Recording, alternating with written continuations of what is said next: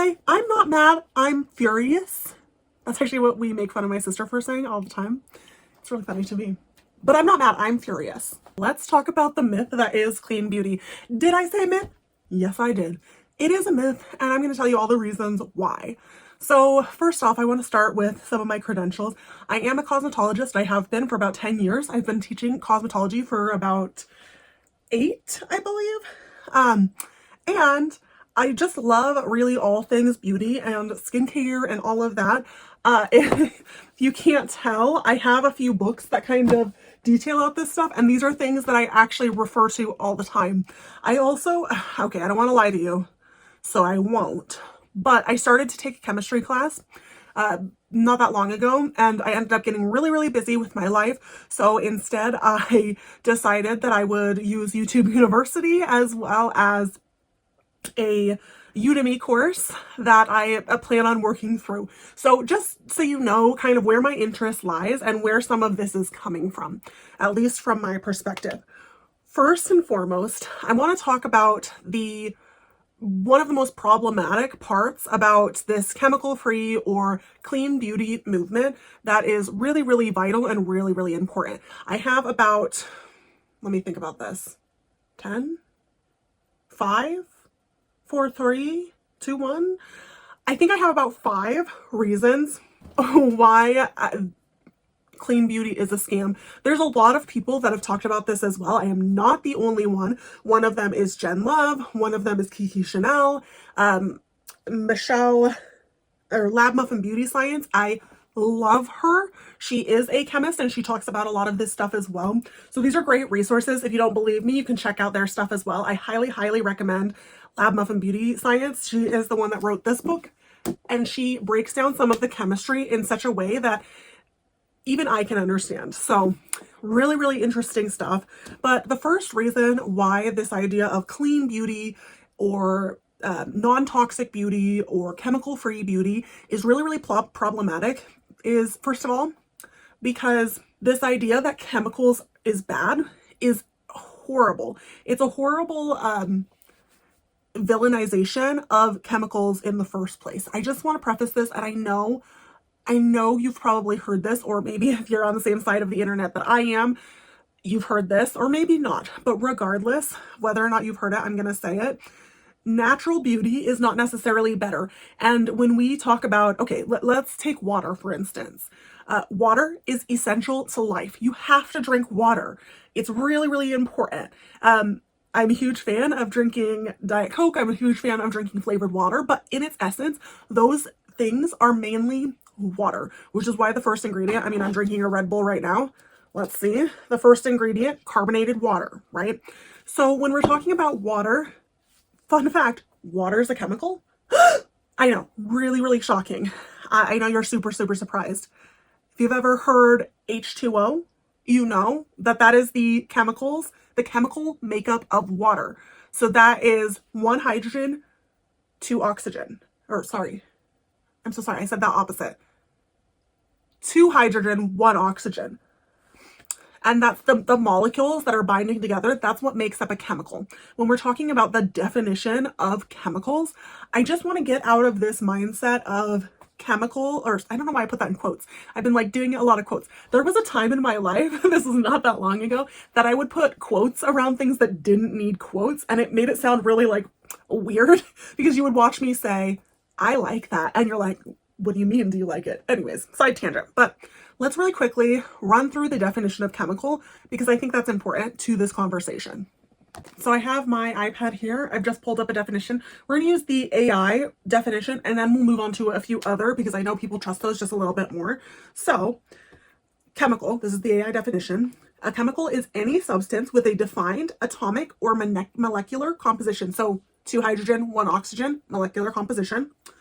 Because all physical matter, including you, including me, why is that so hard? Including you, including me, including the food on our plates, all of it, it doesn't say that, I ad-libbed there, is made of atoms. Virtually everything in the universe, from natural water, I didn't even tell it to say that, H2O, and the air we breathe, to the cells of our bodies, is composed of chemicals. Okay, let me give you another definition because, as I said, I understand not liking AI.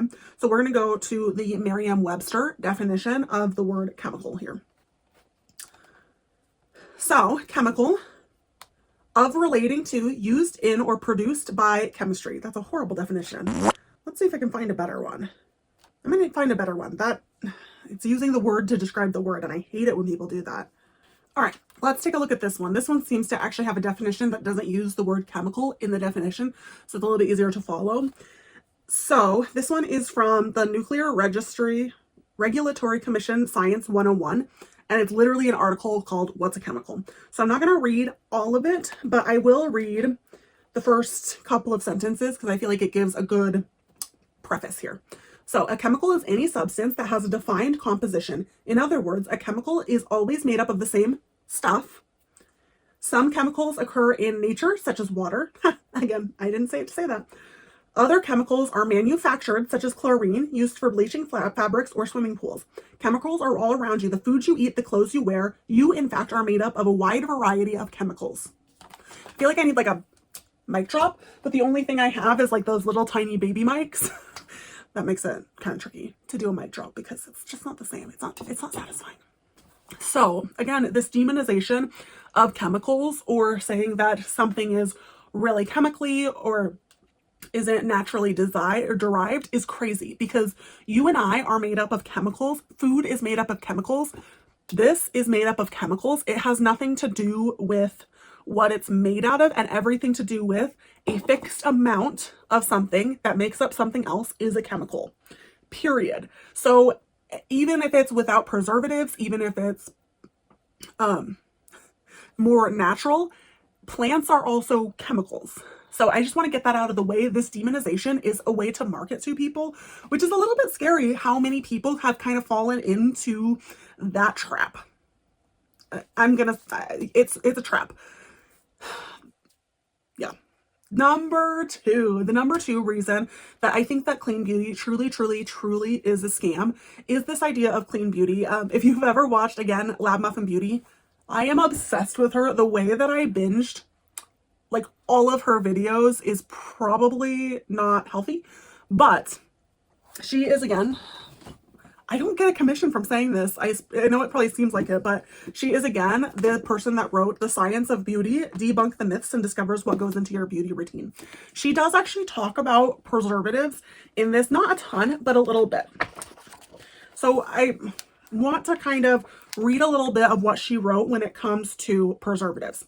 And I want to preface this by saying anytime that we have something that has water in it, water can cause a reaction that creates instability, which means things can go moldy, they can go stale, they turn bad. It just is what it is, right? So if you've ever been to a swamp and it like smells kind of swampy, it's because there's water there. It's because there's moisture there. I grew up in Washington, and I always jokingly call it wet and moldy Washington because there's water there. There's the moss that grows on people's houses. It's way easier for moisture to get into places because it's just a little bit rainy all the time. But let me just read what she wrote specifically on preservatives, and if I can, I'll pop this on the screen too. This is specifically what they do within beauty products. So, preservatives. These reduce bacterial and fungal growth in products to a safe level. Let me read that. This is just the first sentence. Let me read that again. These reduce bacterial and fungal growth in products to a safe level. Without an effective preservative systems, products can spoil within days and cause irritation or infection. Self-preserving products are inherently hostile to microbes and don't need preservation. This includes products with a very low water content. I just said that, right? High alcohol content, high acidity or alkalinity, or truly airtight packaging. And by truly airtight packaging, I think a lot of people believe that like an airless pump, I was trying to find one, but I don't think I have one right over here. But I do. So a lot of people think that because this is like a airless pump packaging, that it's airtight. You can tell just based on how there's product built in right here, it's not airtight. There's still air getting in there through this top part, through this bottom part, it's leaking in there. So the only reason I bring up specifically preservative systems is in the effort to say clean beauty is bad, all of that. We have a lot of people that are saying sulfates, or not sulfates. Yeah, sulfates is on the clean beauty bad list. But we have people saying sulfates are bad. We have people saying parabens are bad. We have people saying that if it's not natural, it shouldn't be in your product. So let's first address the preservatives, right? Most products aren't naturally self-preserving. So a really good example of this, it's not as popular as it used to be. However, for a while, it's all anybody could talk about, and that's the Kosas Revealer Concealer. Actually, let me see if I can find it, because I have some floating around, and I didn't finish it. Spoiler, because it went bad. But let me go grab it really quick. You can't smell through the camera, but let's just talk about this, because the reason I didn't finish it is because this Kosas Revealer Concealer went bad. That's worse than I remember. Okay, so let's talk about this, because Kosas is known to be a clean beauty brand, which means they don't use parabens. They try to stick to more natural ingredients. They have their own definition of what clean beauty is, and let's be transparent, every brand does, because it's not a regular term, it's just a marketing term. But the first things first, this has a high water content. Therefore, it needs preservatives to keep things looking good. This went bad so fast. I know for me, I started noticing really, really quickly, and I liked this concealer, by the way, that it started smelling bad. I don't know, I have a few swatches on my hands, so hopefully you can ignore that. Let's see if I can show you. Well, that actually doesn't look too bad on the skin. It does smell bad though. But that happened really, really quickly. And there started to be this weird, yeah, you can kind of see it, this weird separation in the product when I started to try to blend it in. I'm trying to show you, but I mean, granted, by this point, I don't know why I have this. It's not good anymore, but that just goes to show there's a reason that we have preservatives in our products, and parabens happen to be the most effective and the most proven safety one out there. They have been demonized, but it still stands. They are the safest preservative system that exists currently, period. There's not arguing that. I mean, you could try, and there's a lot of articles kind of saying, no, they're not, they're bad for you. But really, if you look into where they're getting their sources, it's just not true. It's a lot of pseudoscience and a lot of people kind of demonizing it because they're trying to sell something. So let's talk a little bit about parabens, because I don't know about you. I don't like my products going rancid. I don't like my products going moldy. It pisses me off when I buy something and I can't go through it because it's gone bad. Ooh, I'm getting fired up about that. I'm going to take a deep breath and then read you the definition. Can I just say, I'm not mad, I'm furious. That's actually what we make fun of my sister for saying all the time. It's really funny to me. But I'm not mad, I'm furious. All right, again, this is from Lab Muffin Beauty, but she talks about parabens a little bit more more in depth than what I am going to talk about. However, I do want to say, I like what she says about parabens. It makes a lot of sense and it describes it very well. Again, she's a chemist. I am not. However, I have a love for it, we'll say. So parabens. Under parabens, it says, free from parabens is one of the most popular claims. Parabens are a diverse family of preservatives, right, that have been used widely in cosmetics and food for about a century due to their safety, low allergy levels, and their effectiveness. For over a century, so they're very, very highly studied. I'm gonna keep going because I feel like she just makes a really, really good point. And if I can, I might, I don't know if this is copyright. This might be copyright, so I might not be able to show it, but I'll hold up the picture at least. It says, much of the concern is about their estrogenic activity, and potential endocrine disruptor. But studies have repeatedly found that parabens are thousands to million times weaker than natural estrogen. I'm going to skip ahead just a little bit. And this has to do with like the scientific process. So if you're familiar, just ignore this part. But many parabens, and it lists a few, are still permitted in cosmetics in most regions due to the body of scientific evidence demonstrating their safety. Some larger parabens have been banned in the EU, not due to evidence of harm, but lack of data and their inherently higher, but still extremely low, estrogenicity. In 2021, EU safety assessors found that using 17 products daily, all with the maximum amount allowed of some of these parabens, would expose you to one out of 1,250, words are hard, 1 out of 12,500 of the amounts still considered safe. Let's just put that in perspective just a little bit, because that's an extremely, extremely low percentage. 1 out of 12,500. 12,500. That means that you have a 0.008% chance of having any sort of harm with using 17 products with the highest allowed amount. Okay, so that just puts a little bit in perspective. The reason that, here's the thing, is people are like, well, it still means that it can cause you harm. Well, no, the way the scientific method works is that you have to essentially prove something. And most scientists, because they value their job and they value not being made a fool of, cannot say with 100% certainty of anything. They have to provide the actual risks, but the risks are less than 0.008%, and that's using maximum amounts and 17 products daily. That's if you were to use all 17 every single day with that amount of parabens in it. So I think when we're talking about this, people are like, but there's still a risk. And I'm like, yeah, there's a risk of you choking on water. But we still risk that because the risk of not drinking water is greater. There's still a risk to drinking water. We know this, right? But the risk of not having water, people can only survive for, 3 days without water. There's a reason for that. So we still have to say, oh yes, there are some inherent risks, just like there are inherent risks to everything. Just like people are, there's a risk to driving a car. There are risks to this as well. There's risks to renting an apartment, and we accept those because they're what's considered a reasonable risk. Although in this job market and this day and age, maybe not. But I also did want to show you. Oh my gosh, I did the math and I had the percentage here at the bottom. So this chart, this little tiny yellow bar is technically, okay, it's really hard to see. This yellow bar is the safe limit, which is almost 1%. Not quite, it looks like. The 0.008% is this little tiny dark bar below it. So that just goes to show. Hopefully I'm not getting too into the weeds here. I just want you guys to understand what we're talking about when we say risk, when we're talking about safe levels. The fact of the matter is you can die from water. People drown all the time. People dry drown. That's a thing. You can choke on water and not be able to breathe, right? So this idea of acceptable risks, that 1%, honestly, is what these regulatory agencies are even saying are safe levels.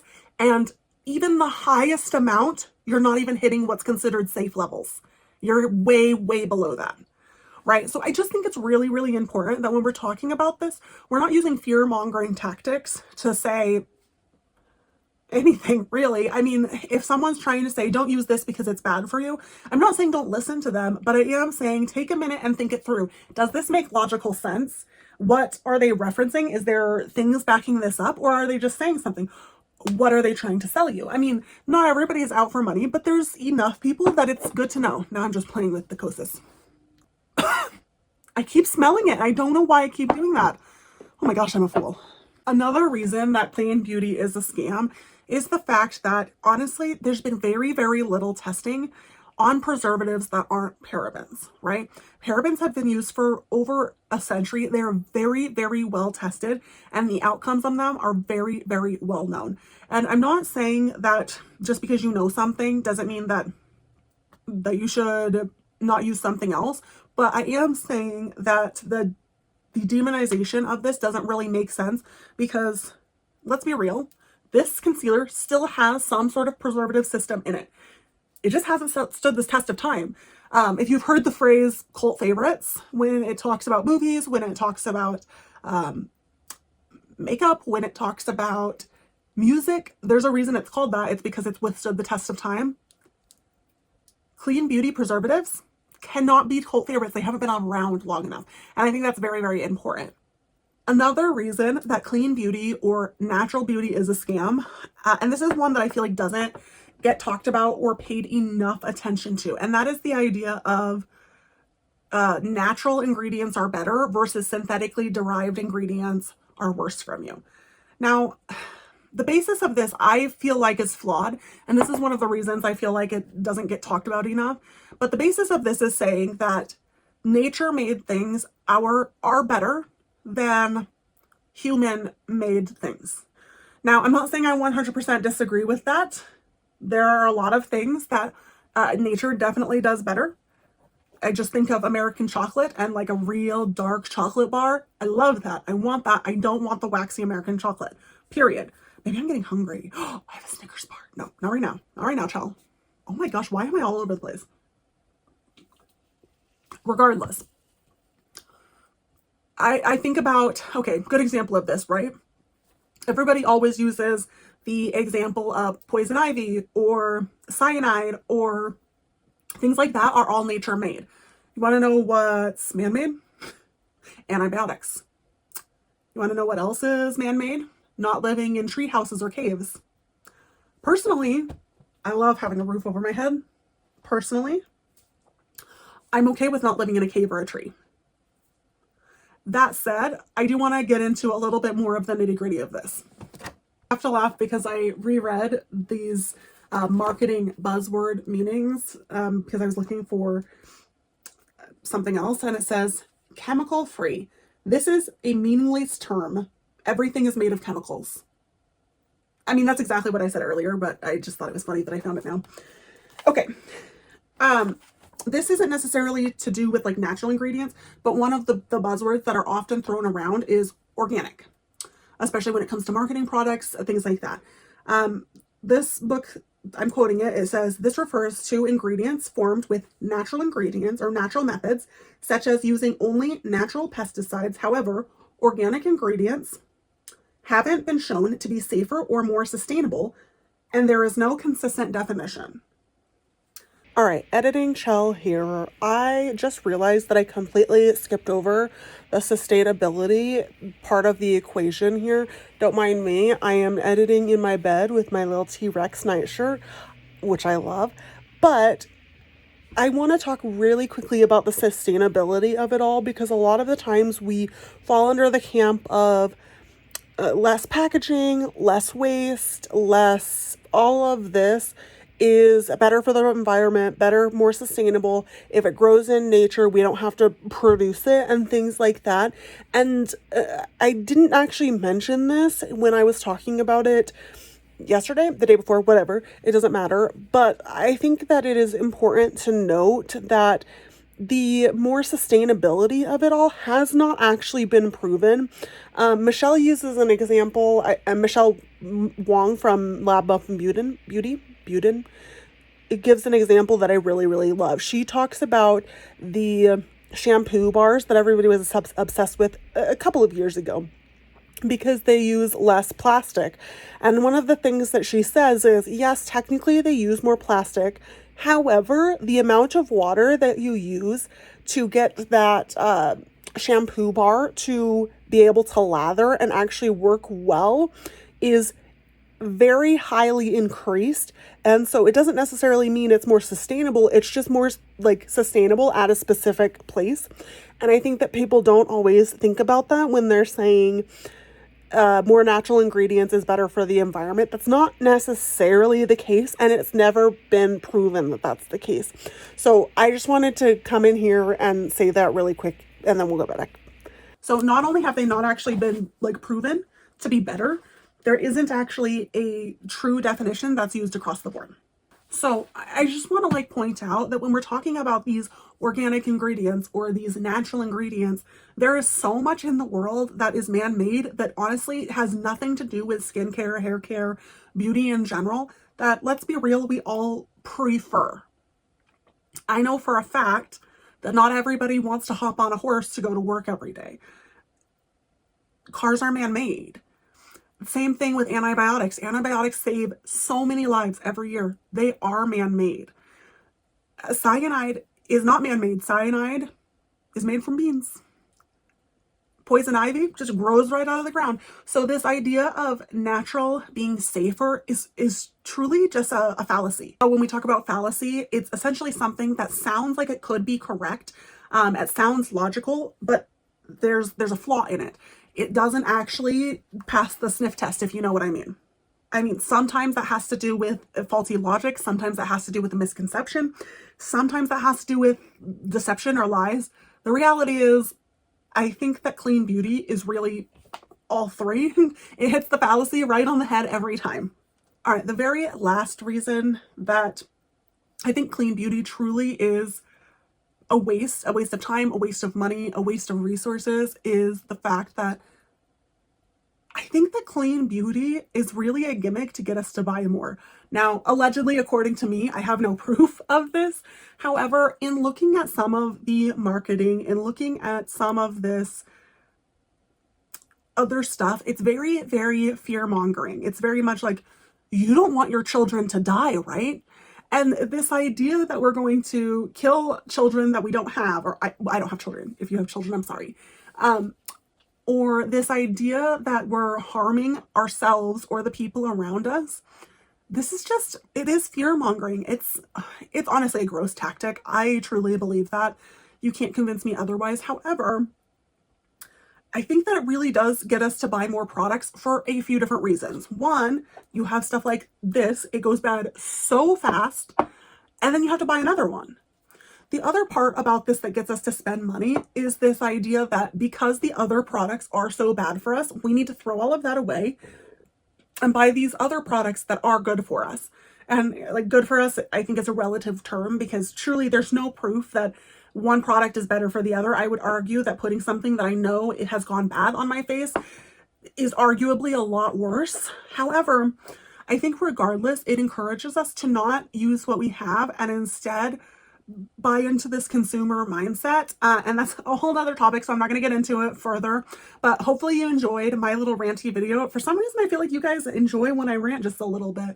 So go ahead and drop in the comments below what you think about clean beauty. If I can find it, I will link to Lab Muffin Beauty because I love what she has to say about most of these subjects. They're so, so interesting. Thanks for watching. Bye.